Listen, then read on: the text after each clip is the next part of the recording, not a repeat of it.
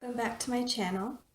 So today I'll be revisiting the Mahabharata again, and this time I'll be talking about the character Ekalavya.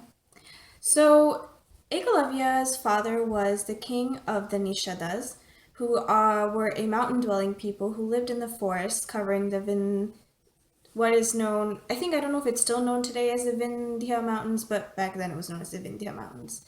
So the Nisha people basically made their living through hunting, fishing, and gathering food in the forest.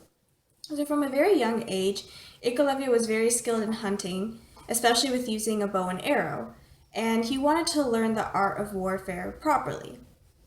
So he had heard about this guru named Dronacharya, and he was basically the guru of the Pandava princes of Hastinapur. So as I've mentioned in previous videos, the Mahabharata is basically the main premise of this epic is the war between these two cousins, the Kauravas and the Pandavas. So Guru Dronacharya was the guru of the Pandava princes and actually the Kaurava princes of Hastinapur. And so Ekalavya had heard that Drona had learned archery from the gods themselves. So basically no other teacher was as learned or skilled in warfare as he was. So Ekalavya wanted to learn from him as well. So he traveled all the way to Hastinapur and he was observing Drona teaching the Pandavas, and he was really captivated by his teaching style, his skill. He's like, this man has to be my teacher. So he went up to Drona and he told him how much he wanted to learn from him. And Drona was so impressed with his dedication, his drive to learn, his enthusiasm. However, when Drona found out that Ekalavya was not a Kshatriya, he said he couldn't teach him. So the Kshatriyas were basically this warrior caste of people. So during this time, the caste system was still prevalent. So the Kshatriyas were this warrior class, and Ekalavya was basically below them. His class was below the Kshatriya class. So Drona said that unless you're a Kshatriya, I can't teach you. So he left with a heavy heart, but he was very determined, and basically he made up his mind that no matter what, Drona is going to be my teacher. So when he went back home, he made a clay image in Drona's likeness, and he treated it with the utmost love and respect like a student would treat their teacher. And he practiced in front of the statue every day. And he eventually pretty much learned all the warfare that the Pandavas and Kauravas were learning, but not actually from physically learning it from Drona. His dedication and his determination and his love for his guru, basically, and of course, like his practice and the endless amount of time he spent learning these skills really shaped him up to be a wonderful warrior. So one day, Drona and the princes, both the Pandavas and the Kauravas, went to the same forest that Ekalavya lived in to practice their hunting. And Ekalavya happened to be practicing as well. And Arjuna is basically another, like, he's a Pandava prince, and I have mentioned him in other stories previously, so if you do want to check that out, check those videos out, you can. And if you want me to make a more in-depth video about Arjuna and who he was, then please like this video and please leave it down in the comments below. Otherwise, we'll continue. So Ekalavya happened to be practicing, and Arjuna's dog basically wandered off into Ekalavya's practice spot, and just kept barking. And Ekalavya wasn't being able to concentrate with the constant barking, so he basically shut the dog's mouth with arrows, but in a way that he wasn't actually physically hurting the dog, he was just stopping him from barking. So the dog obviously was like, well, I have nothing else to do here, so let me just go back. So the dog went back to the princes and Drona was amazed looking at the skill that went into basically putting all these arrows in this dog's mouth, but not actually hurting the dog. And he wanted to meet the archer who did this because to him, he was like, well, there must be no better archer. Like, I've never seen anyone do this before. And the dog led him to Ekalavya, and Drona asked, wow, who's your guru? Like, let me meet him. And he was astonished to find out that Ekalavya was the same boy that had come to him many, many years ago and asked to be taught by him. And he was so amazed that Ekalavya pretty much learned everything without anyone physically guiding him.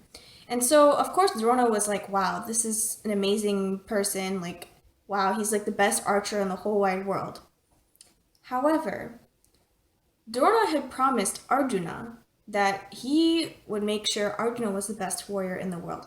And of course, Arjuna, seeing all this, was very jealous and was like, hey, you promised that I would be the best archer. Who the heck is this? And this is one character flaw that I really find of Arjuna's. He's very, in the Mahabharata, he's very talented, he's very skilled in warfare, but he has this issue of pride.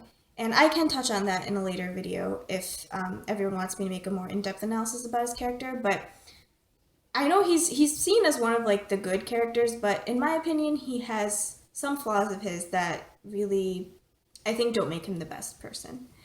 But anyway, so Drona was very proud of Ekalavya's talent, but he realized that he had made this promise to Arjuna that he would make him the best archer in the world. And if Ekalavya was as amazing as he was, that would never be possible. So with a heavy heart, Drona asked Ekalavya for something called a Guru Dakshina. So a Guru Dakshina is basically after a teacher has taught his student or her, yeah, his student um, or her student, a payment is made by the student to their guru, and it can basically it's like a showing of devotion that wow, thank you for teaching me everything. Now it's my turn to give you anything that I can give you, and basically it's to thank them for all the knowledge that they have imparted. So in order to basically still make Arjuna the best archer in the world, Drona asked for Ekalavya's right thumb. So he basically asked him to cut it off and give it to him.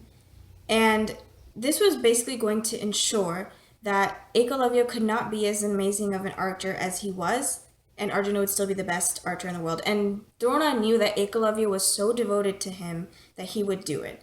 And Ekalavya did ultimately do so. He cut off his right thumb, gave it to Drona, and this proved his dedication and devotion to his guru and to the art of war. And of course, Drona, he did it because he had made the promise to Arjuna, but he did deeply regret it. And for him, it ultimately proved to him that Ekalavya he wasn't in this to do it for fame and to be the best archer, but because his dedication and love for warfare and his guru was ultimately what drove him to be the best that there was.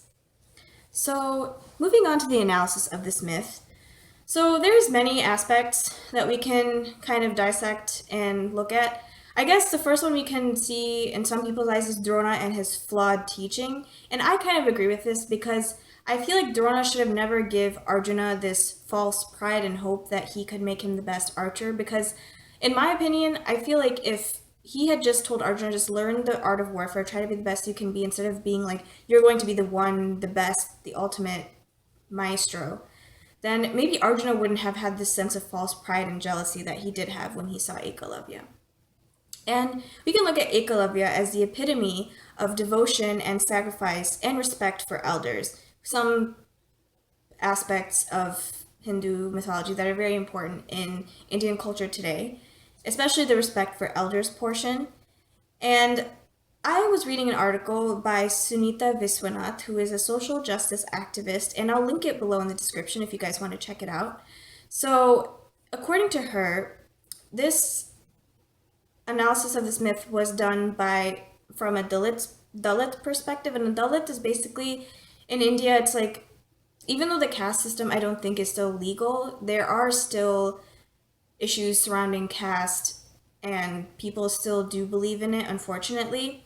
And so the Dalits are known as like one of the lower caste of people, and according to that perspective, this myth shows that casteism is ever present in Indian culture and mythology. However, according to Viswanath, this is not the case, because Ekalavya, even though he was of a lower caste than the Kshatriyas, it wasn't, according to her, that wasn't the reason why he ended up having the fate that he did. According to her, she says that in Hinduism, God isn't above or external to us, but God resides in all of us, regardless of caste, which is something that I also believe. And it was basically Ekalavya's respect for his guru that made Ekalavya chop off his thumb, not the fact that he was, lower caste, or that he was subjected to this because everyone else thought he was like not worth their time.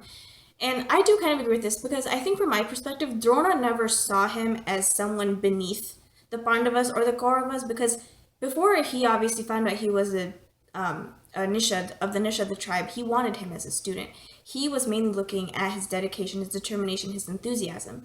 However, according to like what society had bound him to do, which was you can't teach anyone that's not a Kshatriya, he kind of had to refuse him. And he did so with a very heavy heart because he did want to be his guru.